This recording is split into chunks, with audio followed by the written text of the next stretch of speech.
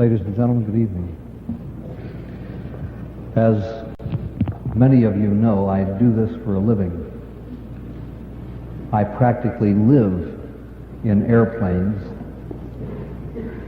I found myself about 3 weeks ago on a Northwest flying east. Saw myself on an Eastern going west.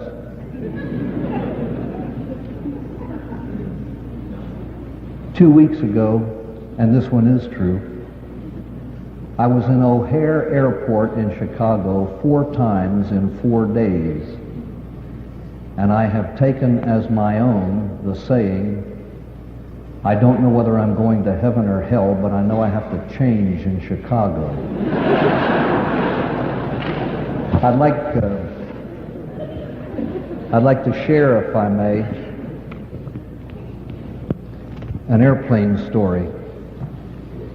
5 men were in a light aircraft. President Carter, former President Ford, Henry Kissinger, a very old priest, and a very young hippie. And they're in the air about an hour when the pilot entered the cabin from the cockpit. He had a parachute strapped to him, and he was speaking very rapidly. He said, I have 2 announcements to make, and they're both bad. Number 1, this aircraft has serious engine problems, which I cannot correct. We are going to crash.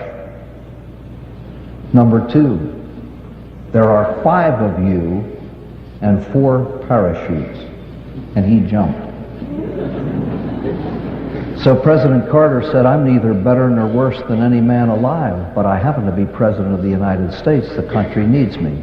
He took off. Mr. Ford said, I used to be president. My past experience can help him. He jumped. Kissinger spoke up immediately. He said, I am the most brilliant, most intelligent man on earth. The whole world needs me. He jumped. So the old priest, with a lifetime of humble prayer behind him, said, I do not look forward to dying, but I'm willing to. He said, my life is over, yours is just beginning. Take the parachute and jump. And the young kid said, hey, Padre, there ain't no need to do that. The most brilliant man on earth just jumped out of this airplane with my backpack on.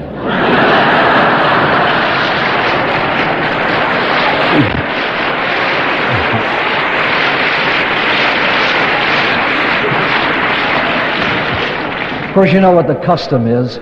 After dinner, you tell an after-dinner story. I have one. One night, at a very aristocratic, staid, old English men's club in London, 4 old gents were sitting around sipping their after-dinner brandies. And after about an hour, hour and a quarter of total silence, they figured it was about time they introduced themselves to each other. So the first old man said, I am a brigadier general, retired, married, 2 sons, doctors. And the other 3 went, 22 minutes later, the second old man said, Brigadier General, retired, married, 2 sons, barristers. 31 minutes later, the third old man said, Brigadier General, retired, married, 2 sons, members of Parliament. And the fourth old man spoke up immediately. Sergeant Major, retired, unmarried, 2 sons, brigadier generals. Isn't that a beauty?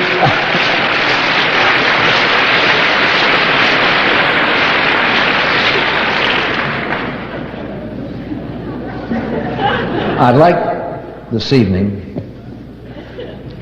to address a facet of alcoholism that sadly enough is too rarely addressed.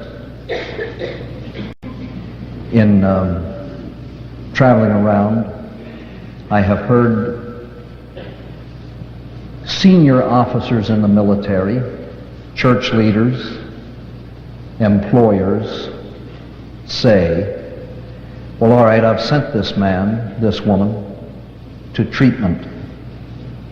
How do I know he'll never drink again? Well, the answer is obvious. No one knows whether anyone will ever drink again. But there are certain signs in the sober life.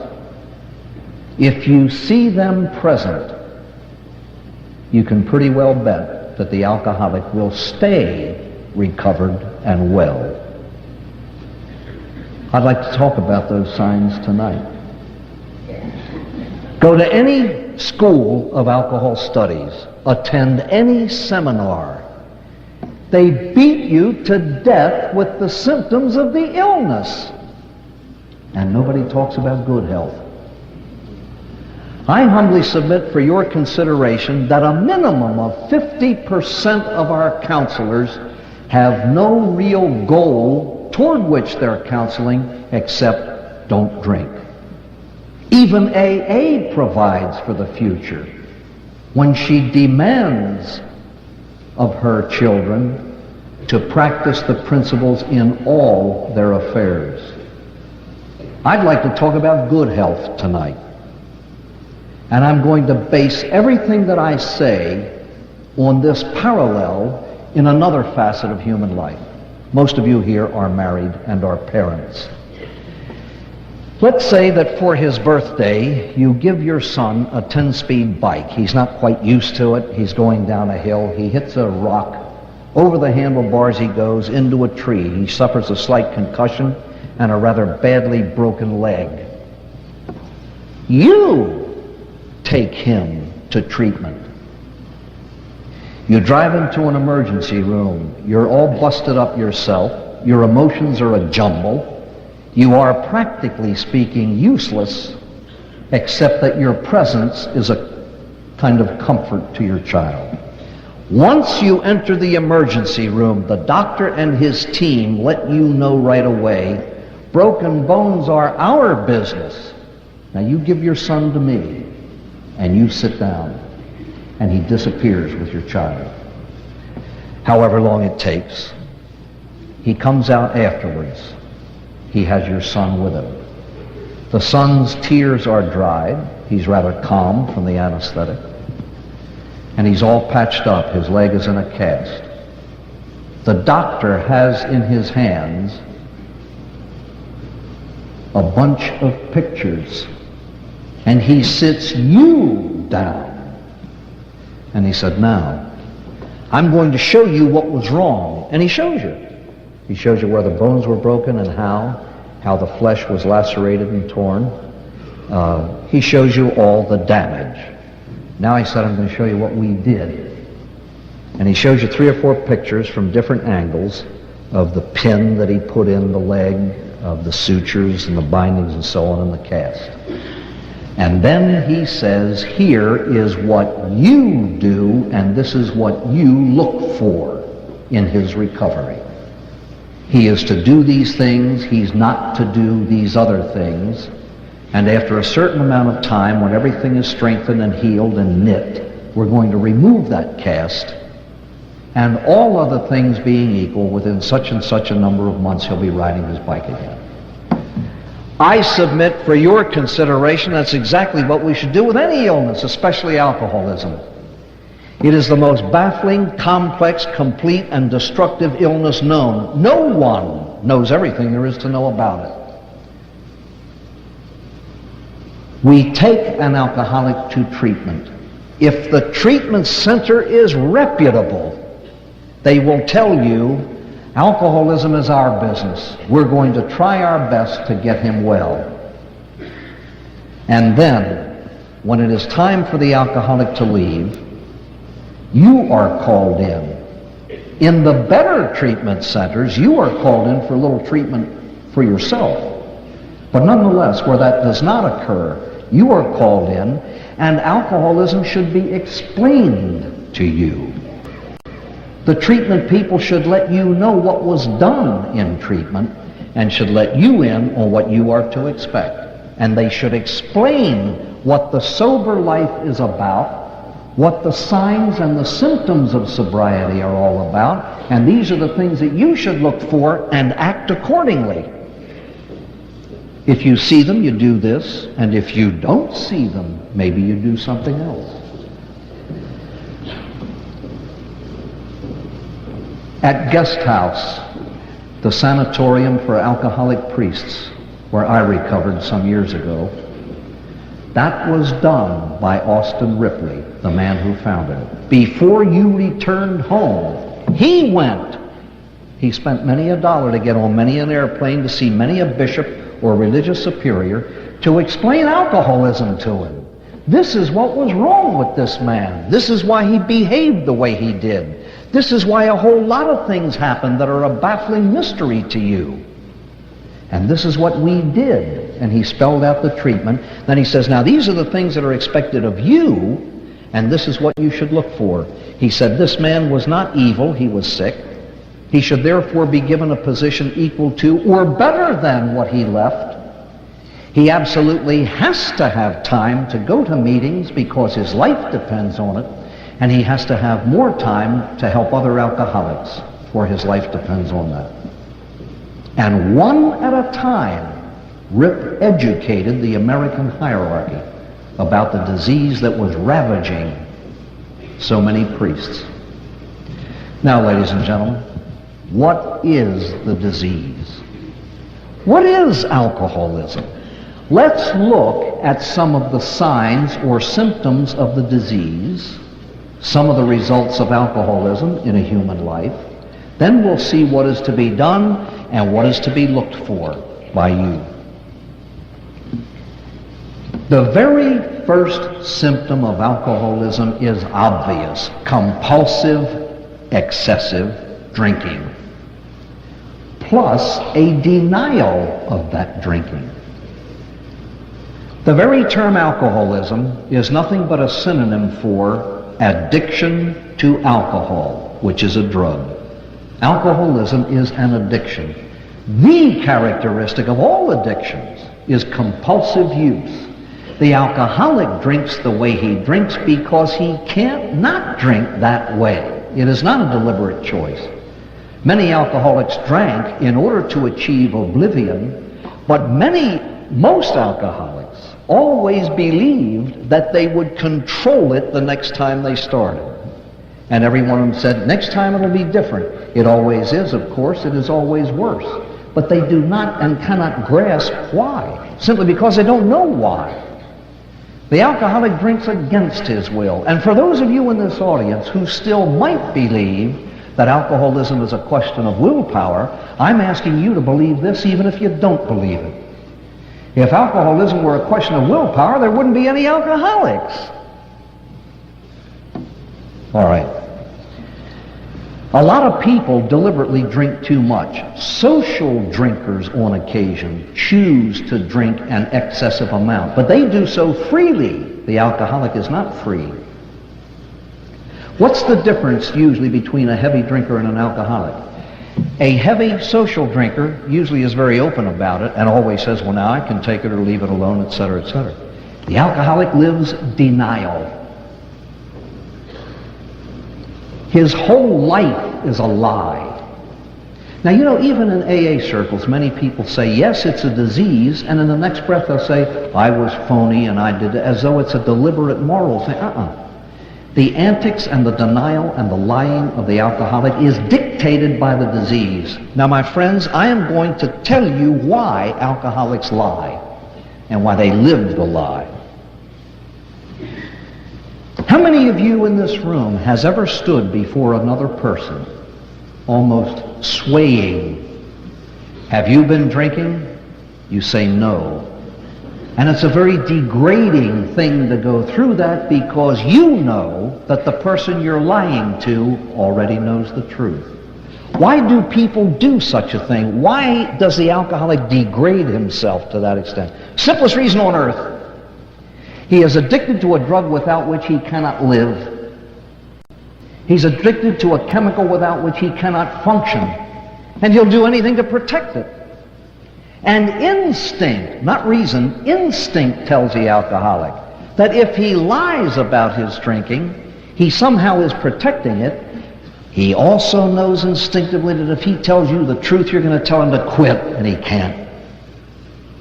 And so the alcoholic not only verbalizes lies, but he lives the lie in his actions. How many of us, when we were drinking, tried to cover up a hangover so that people wouldn't know we were drinking last night?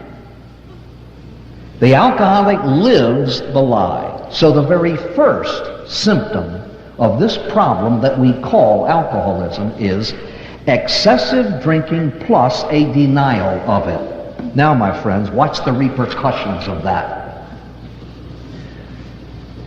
What happens when you live against your conscience? You shatter your relationship with God. You shatter it. And the very first result of this physical biochemical disease of alcoholism is spiritual in nature. Number one, isolation from God. And Bill Wilson discovered this as soon as he started to work with alcoholics. You remember when he asked Dr. Silkworth, I wonder if I might not get sober by trying to help another drunk? Dr. Silkworth said, I don't know. Why don't you try? And he went out and he spoke to men and women, day after day, week after week, and month after month. He came home and he said to Lois, his wife, he said, I have talked with perhaps 500 men and women. They are all still drinking. You know what he was using to try to get them sober? What most of us non-knowledgeable clergy do with all alcoholics. He was appealing to them through some very sophisticated religious principles. But the chemical had so separated or shattered or warped the God-man relationship in the soul of the alcoholic that these principles were being denied or pushed off. So many alcoholics are so deathly afraid of God because they're living against conscience that they deny him. They say there is none. And it was from that first lesson about the effect of alcoholism, isolation from God, that Bill Wilson developed the tactic of using the term, we came to believe that a power greater than ourselves. He had the word God in the second step and had to remove it and substitute that. Because the alcoholic was so messed up in his relationship with God, he had to get him to God through a back door.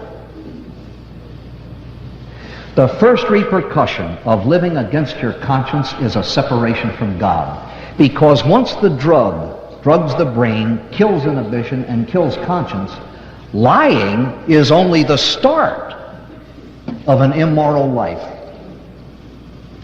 AA teaches us this: the disease is not immoral.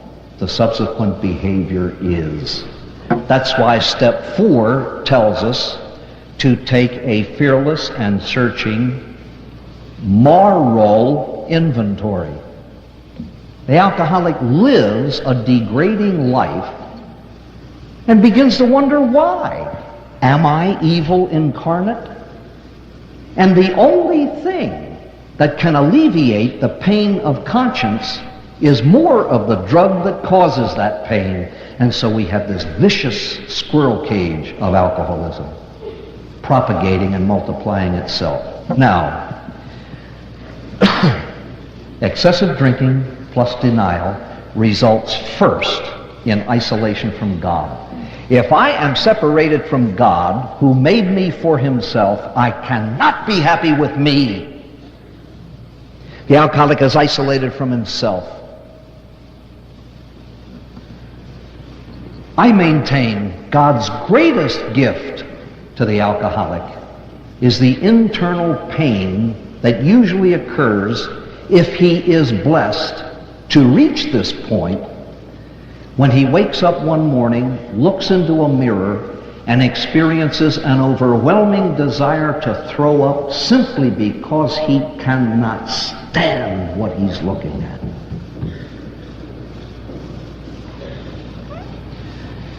The low self-image of the alcoholic may oftentimes kind of spell itself out in arrogance and bombast and loud noises and intellectual superiority.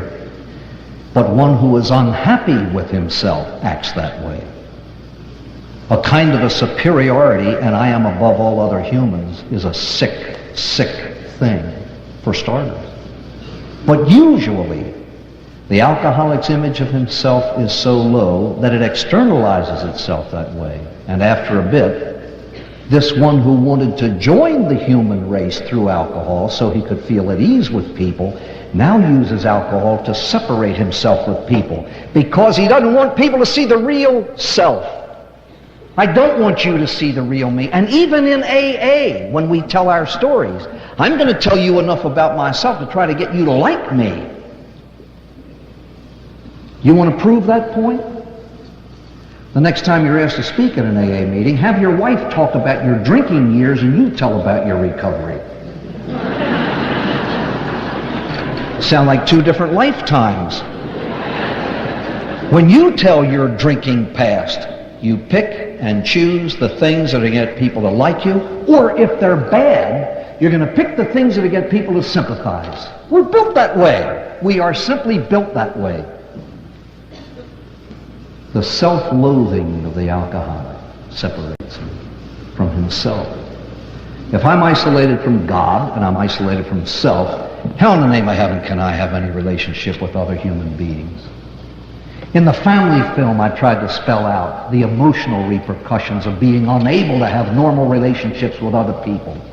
Even sexuality becomes either disgusting or perverted.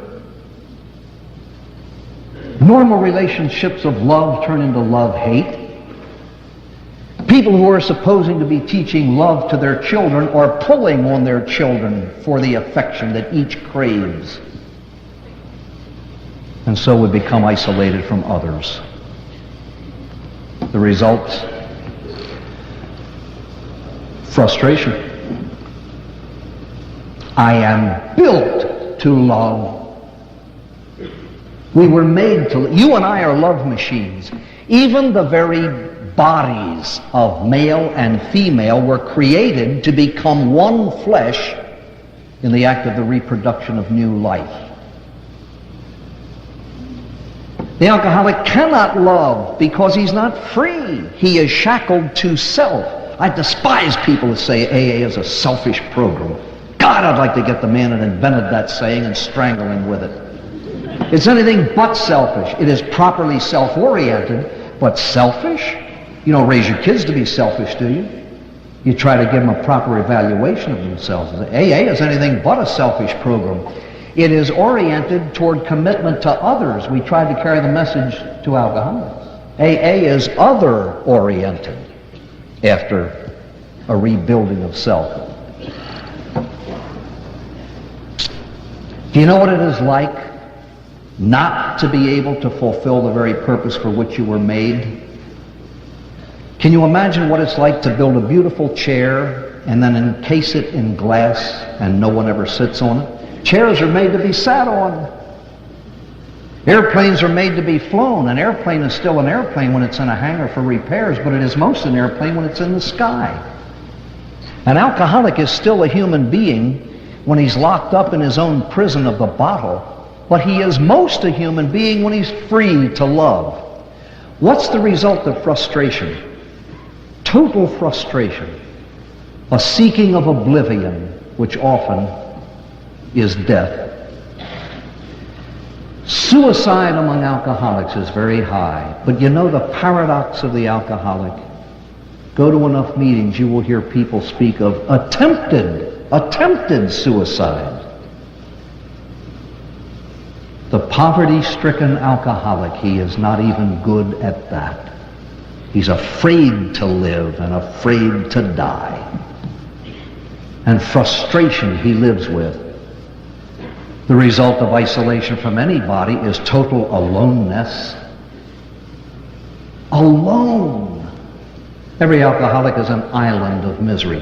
Whoever said that the alcoholic is alone in a crowd didn't even come close. Didn't even come close.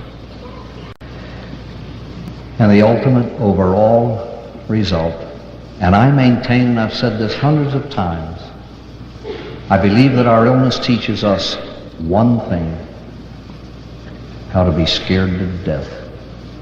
Fear. Ungodly fear. I used to feel, I'm not saying this for dramatic effect, I believe it. I used to believe people could smell my fear. I remember one time speaking of a friend of ours, Dr. Walter Leckler, over in Germany. He has a young phys ed fellow there to handle building up of the body of the patients. One other job he has: he gets groups of new patients and takes them for midnight hikes into the Black Forest for a barbecue. It takes 3 hours to walk in, they have an hour or so there, and they walk back at dawn. To get them over their fear of the dark. I remember mentioning that at a gathering one night, and a man came up to me after. He's about 50 years old. He's a building contractor, a pillar in his community. He said, "Boy, Father, were you ringing bells?" He said, "I remember the last months of my own drinking.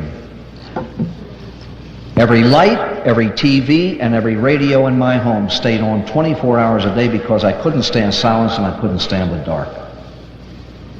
Fear. So you find someone who drinks excessively and denies it. He's isolated from God, from himself, and from others. He lives frustration, aloneness, and fear.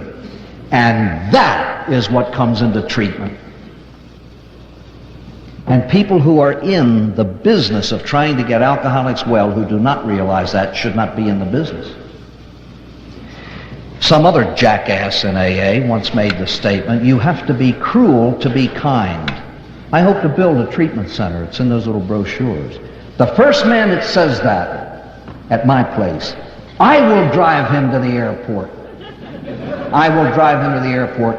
You are never cruel to sick people.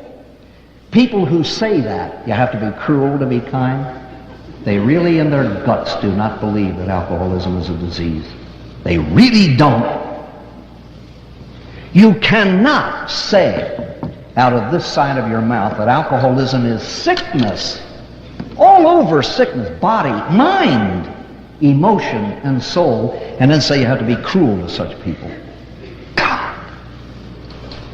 How in the name of heavens do we even get away with such inhuman talk, let alone the action that follows it?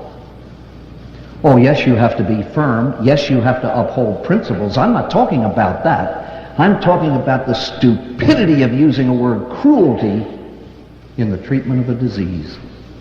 But anyway, this is what comes into treatment. A poverty-stricken human being. Now, how do you get them well? Treatment. I believe that the primary treatment of alcoholism is found in the 12 steps of Alcoholics Anonymous. It is found to be what works best for most. Now, I've heard this, in fact, just as recently as yesterday. Well, you fit treatment for the individual, obviously. And AA can't help some people. That's an erroneous statement. The 12 principles of AA are perfectly valid. They work. This is the only therapy on earth that is purely pragmatic, practical. The two men who started AA, Bill Wilson and Dr. Bob Smith, they weren't out to write a theoretical handbook of monastic spirituality. They were out to continue to breathe. They wanted to survive. They weren't theorizing about anything. They reached out to the entire human race. For those of you who kind of either or spirituality and religion, and you go to meetings on Sunday instead of to church, don't you know where your 12 steps came from? The churchmen of the era to whom Bill and Dr. Bob reached out. That's where those principles came from. AA didn't invent the 12 steps. She discovered them. They've been around for centuries. AA discovered them. But they have been found to be so powerfully effective that they are now used for every other human ailment. Gambling, narcotics, overeating, and emotional illness. This same Dr. Lechler that I just mentioned to you, at his clinic in Germany, he treats drug addiction, alcohol addiction, and emotional disturbances primarily through the 12 steps of AA. However, AA does not handle everything.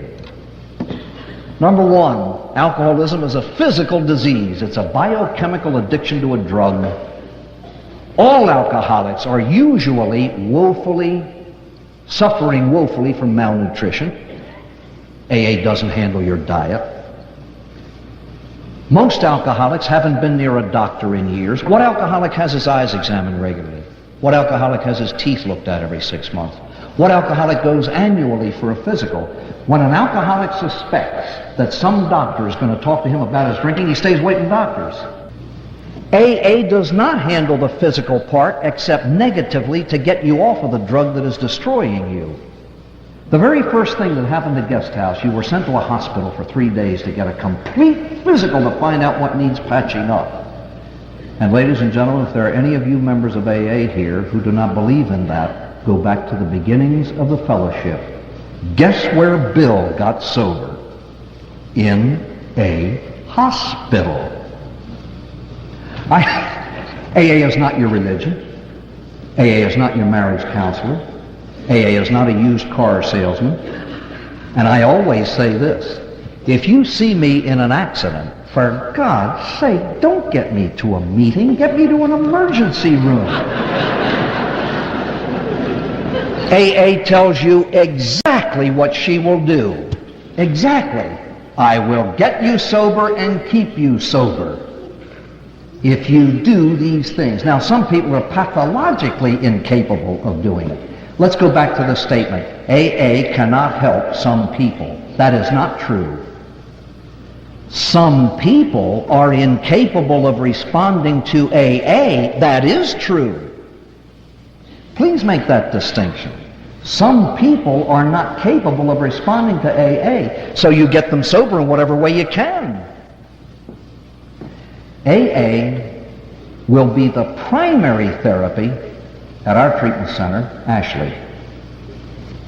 All reputable rehab centers have AA as their primary therapy. Now let's go back to the definition of alcoholism. Sickness of body, mind, emotion, and soul brought about by the compulsive use of beverage alcohol.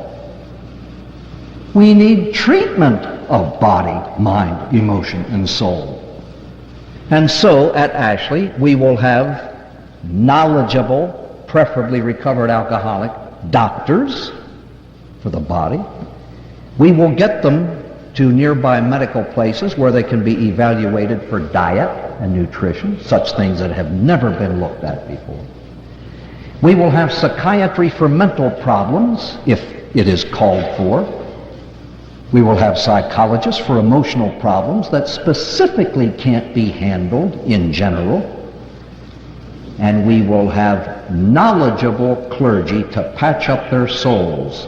But all of this stuff will come after sobriety. Sobriety comes first, then you handle all these other things. Bill Wilson himself said, as far as religion is concerned, he said if you get well right, you're going to get well all over. So whatever you were before, you ought to be a better one afterwards. You ain't well yet. Of course, we're going to keep out dangerous clergy. You know what I mean. I've often said to many professionals, ignorance is no sin. Advertising it is. If you don't know this disease, the most complex of them all, for God's sake, don't try to treat it. If the people that fooled with my life hadn't known what they were doing, I would be dead. I would be dead. So we will have knowledgeable people who know the disease, know what needs to be done, and know how to do it. Many, many people look at the film of the Chalk Talk and misinterpret what I say about professional people. For God's sake, ladies and gentlemen, I'm not against professionals. I happen to be one. Secondly, in my own treatment, I had the help of a clinical psychologist for 7 solid months, and I could not have survived without him. What I try to say in that film is, you put treatment in its proper place. The man who helped me had a sober patient to deal with. That's all I say. Sobriety comes first. And we will see to it that sobriety comes first. And all these other healing sciences will be secondary to the main science. And it is a science of AA. Here's what was wrong. We've tried to spell out the disease. Here's what we did. I've just tried to spell out treatment. Now here's what you look for. What are the symptoms of sobriety? Well, what is sobriety? If alcoholism or inebriety is sickness of body, mind, emotion, and soul brought about by the compulsive use of alcohol, sobriety obviously is its opposite. It's a return to good health of body, mind, emotion, and soul brought about by abstinence from alcohol and the living of the 12 principles of AA. The first result is obvious. Let's go back to the symptoms of the disease.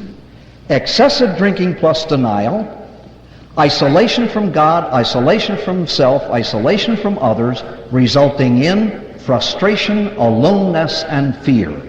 Let's look at the symptoms of sobriety. In place of excessive drinking plus denial, you have abstinence plus admission and acceptance. Now, in the AA community, there is one phrase you do not find. For some reason or other, it is never used, to be on the wagon. You never hear that in AA. Never. On the part of people who deliberately quit temporarily with the idea of going back to drinking, they say they're on the wagon. They're on the wagon. On the wagon is vocabulary you will not hear in sober circles. It is not enough to stop the drinking. It is absolutely essential to admit and accept the fact that something was wrong. They say in treatment centers, Rip used to use the expression at guest house, he would look at a priest and say, as the priest was ready to leave, he'd say, Father, well, I could almost tell to the day when you turned the corner. When the admission takes place, it may even be, the person who does may even be unaware of it, but he begins to use language like, well, we alcoholics, or that's typically alcoholic, or he becomes very open talking about it. Rip says he just turned the corner, he's on his way to getting well. There is an open admission and acceptance of the drinking problem. Now, please, excessive drinking, which drugs the brain and kills the conscience, obviously results in aberrant, usually immoral behavior. My God, it's hard enough to stay good when we're sober. And it's always easy to be good when it's easy. Now, what happens when we get rid of the drug that deadened the conscience, that opened the door to immoral behavior? You look for the opposite. You see rather strangely normal behavior. A lot of the goofy things that people did under the influence, they no longer do. There's a wonderful dear friend of mine out in South Dakota. He looks like Santa Claus without the red suit, the grandfatherly type. Personally, I cannot visualize him with a drink in his hand. But he was a piperino when he was drinking. And he himself one day, I've logged hundreds of miles with that man in his car. When you go to South Dakota, you go 100 or a couple of hundred miles between points, to get where you're going. He said one time he woke up with a horrible, horrible hangover. And somehow or other he looked out the back bedroom window of his house and he said there was a live horse in his backyard. And he blinked 3 or 4 times. Sure enough, it was a horse. And he went downstairs and his wife Delia was putting the coffee on. She looked a little irritated and nervous. And of course, poor old Ed, he had the granddaddy of all hangovers, and he almost whispered, he said, where did that horse come from? And boy, she went right up through the chimney. Where did that horse come from? You bought it last night and brought it home. He bought it for the daughter. And he said the old horse was there for a long while, and the kids rode it and so on. All right, now, Ed did that during his drinking days. He had blacked out. He could not recall buying a horse. Ed is sober today. He no longer brings horses home.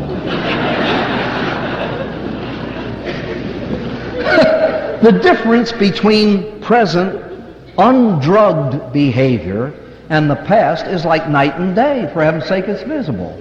For example, there's a friend of mine in AA. When he goes into a restaurant, of course, the waiter or the waitress always says, "Would you care for a drink?" His standard reply, "I would care for about 52 drinks, but I have to be in Albuquerque in August."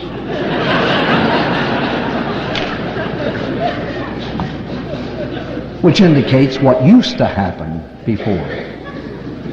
He has there's another fellow, somewhere here in the East. He'll enter a restaurant, and his standard reply, "Would you care for a drink?" He says, "No thanks, I'm allergic to it." And one day a waitress, she was only about 18 years old, she said, "What?" He said, "I am allergic to alcohol." She said, "Never heard of it. What in the world do you mean by that?" He said, "When I drink, I break out in spots."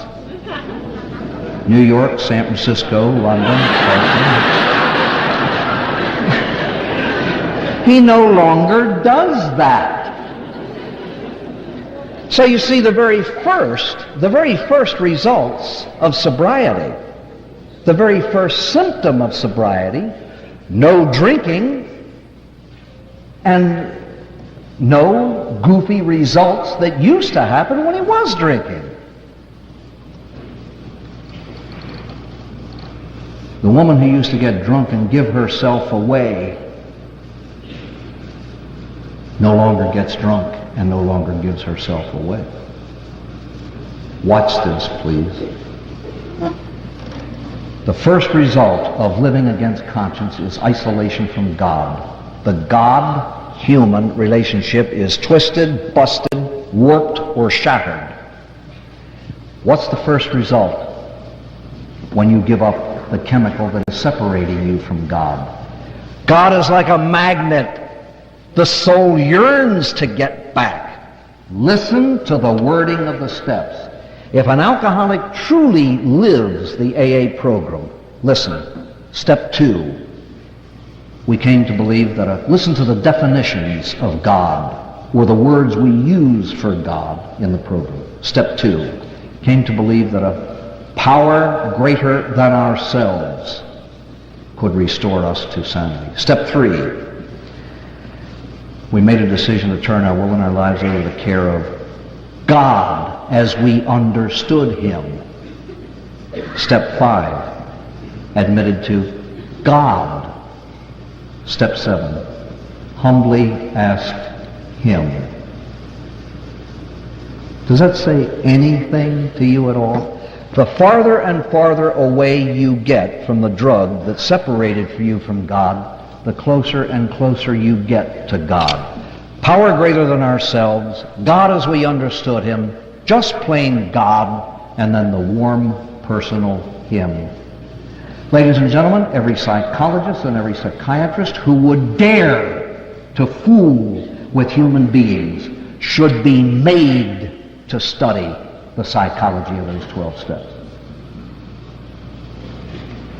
Once I am right with God, I have to be pleasing to myself. Don't we speak of serenity in AA? God grant me the serenity to accept what I cannot change. You know what serenity is?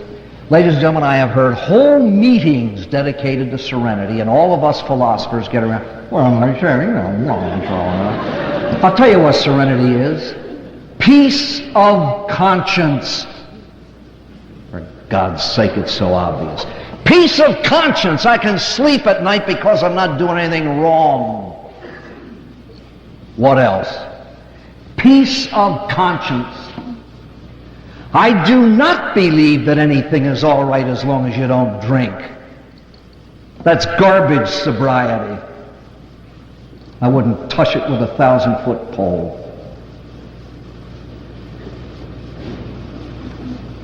Isolation from God becomes a deep relationship with God. And when things are right with God, then I become satisfied with me. Austin Ripley used to put it this way when a priest was leaving the house. He'd say, "Father, you have one boss to please, and if you please him, you are automatically pleasing to yourself. You have therefore got to be pleasing to good people. It's only the rest that don't count." Ladies and gentlemen, have you ever heard this? "Well, AA is no popularity contest, and I really don't care what people think of me." It's absolute nonsense. Methinks the lady doth protest too much. You never yak about a negative. You just don't talk about nothings. Let me tell you something. I deeply care what people think of me.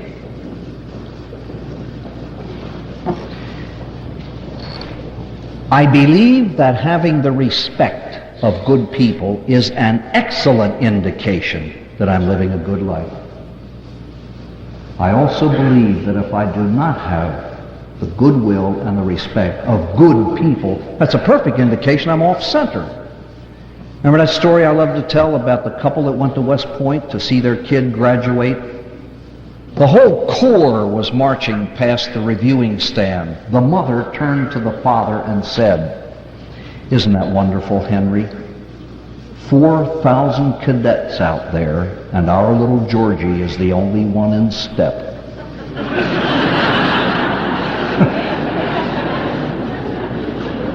Well, God, when the whole world is out of step but me, I'm out of step, and that's a perfect indication that I am out of step. When I am not conforming to the laws that govern a life of goodness for most people. Now, if I am pleased that I am pleasing God, and I begin again to kind of like myself, I've got to be pleasing to others, and that spells itself out in a reaching out to others. You know what happens when the alcoholic comes into treatment? He's a bundle, an island, an isolated, layers of walls of misery. And the searchlights of caring and the warmth of love begins to shine on him. He begins to open, and those layers begin to unfold one at a time. And his naked soul is there, and he begins to get well because he's no longer shackled. Then they hand him a searchlight. And when the new alcoholic comes in, he points his own love and care onto him. He is bursting now to do what God intended him to do, which is to love. And the only way to love is to give. And AA spells out what love is all about in step 12. We tried to carry the message to others. And it appalls me to hear some AAs lay down conditions under which they're going to help a drunk. The big book that I read does not say, we tried to carry the message to alcoholics who picked up the telephone, called the central office, and asked us to. Don't you know how it began? Don't you know how AA began? Dr. Bob didn't call Bill. Bill called him, a total stranger. They say if you want to get disillusioned in the program, put yourself on answering service and try to get somebody to answer a 12-step call. It almost makes you give birth to cynicism. If I learn to love again, I'm expected to. I'm expected to. The fear disappears because I have none of these things to fear. When Bill Wilson said, look, if you get well, your irrational fears, your unnamed anxieties should leave.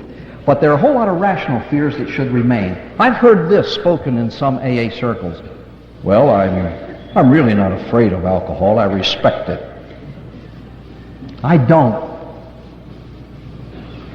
To me, the word respect means to look up to. I respect people. I respect principles. I cannot respect the chemical that dang near killed me.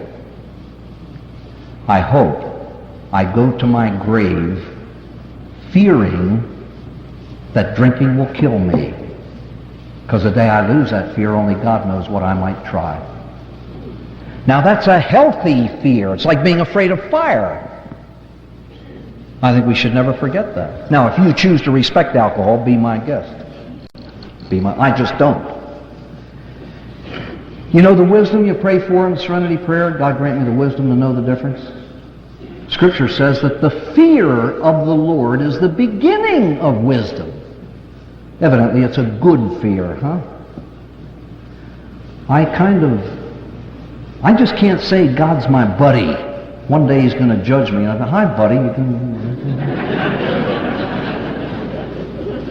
I'm not that close yet.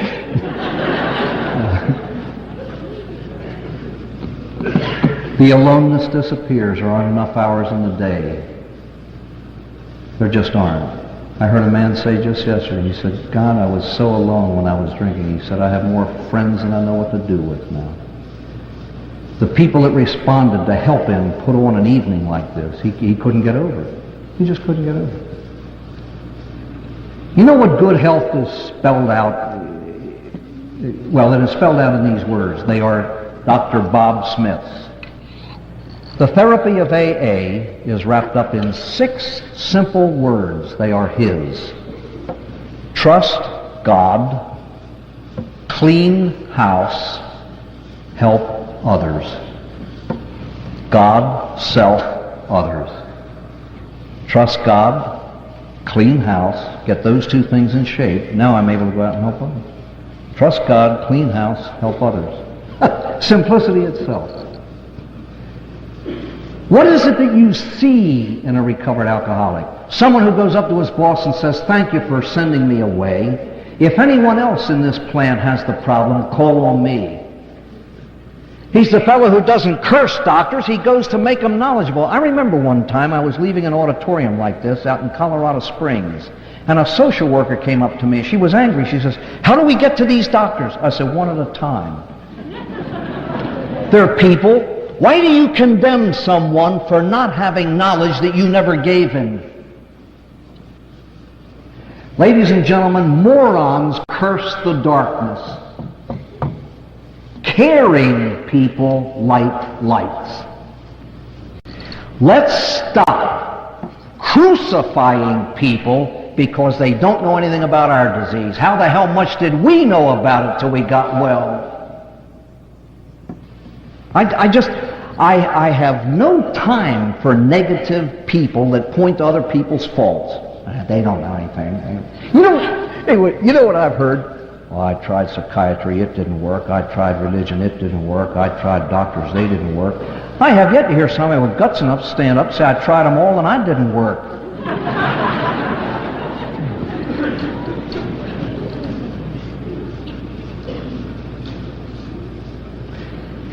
One sign to look for in someone who is truly well is balance.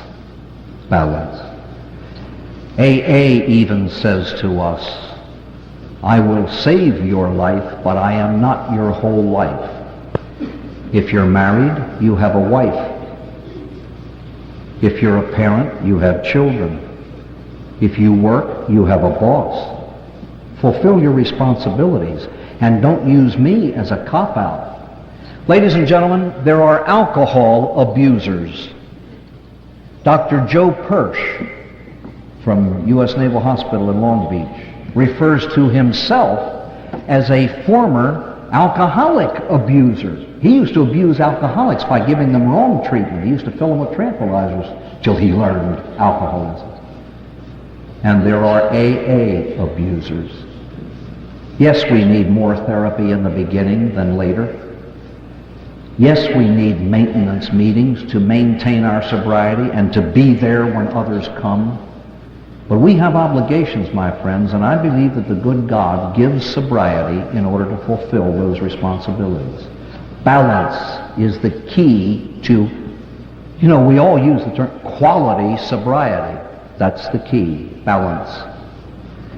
And then the infallible sign of recovery. And ladies and gentlemen, it is. It's the infallible indication that a person is getting well. A return of a sense of humor. This is the only terminal illness about which we make jokes. And I guess we have to. I've said for years, and I heard it repeated tonight by another, the reason I tell jokes when I lecture, if I didn't, I'd cry.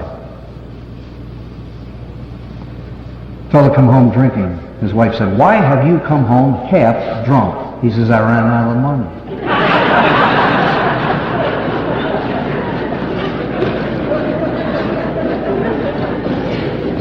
But he says, "I did buy something for the house." She said, "What?" He says, "A round of drinks."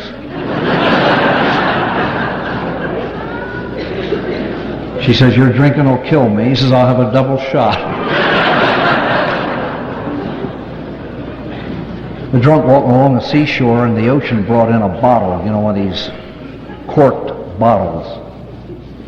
And it was misty, foggy inside. When he opened it, out came a genie. Genie said, "Thanks for giving me my freedom. You have 3 wishes." The fellow said, "First of all, I'd like this bottle to stay filled all the time." The genie said, "So be it. Filled." He drank it empty. Filled. He stared at it in disbelief. He's holding a fresh quart in his hand. Genie says, "What are your other 2 wishes?" He says, "Give me 2 more of these."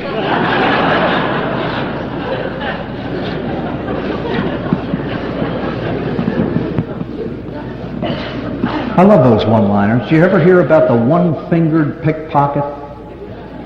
The only thing he could steal was lifesavers.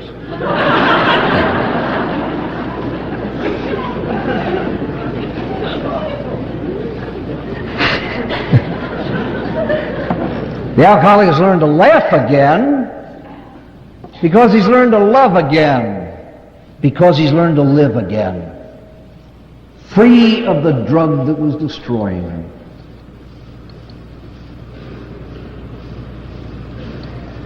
Bill Wilson said, "Look for the person who would have been if alcohol had not entered his or her life." Plus, there's an added dimension given by having lived through the alcoholic years. And the truly recovered alcoholic is not only grateful for his sobriety. Kids are grateful for ice cream cones.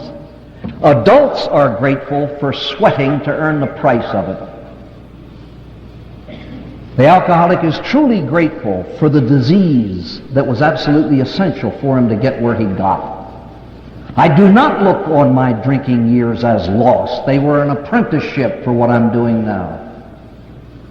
I cannot believe that they were lost, or despair would set in. Austin Ripley gave the most astoundingly beautiful definition of sobriety I have ever heard. I saved every letter I ever got from him, and I remember always I thanked him and Guest House for what they did for me. And he wrote this line back to me. It was so incredibly beautiful I memorized it. Do you know what his definition of sobriety is? "I thank God for the role that I was privileged to play, however slight, in your own magnificent rediscovery of self." Isn't that beautiful? Ladies and gentlemen, I hope this was not a wasted evening, but you really didn't need me to come here and say these things. Because you see, if you have eyes, you can see all of this in a recovered alcoholic. And if you have ears, you can hear it. And if your soul has fingers, your heart can touch it and be touched by it. And I am touched by it every time I stand on a stage like this, because I'm looking at it. There's an incredibly lovely song of the sea which expresses best what I feel at a time like this. Roger Whittaker sang these words. For you are beautiful, and I have loved you dearly, more dearly than the spoken word can tell. Thank you for coming tonight. Thank you for listening.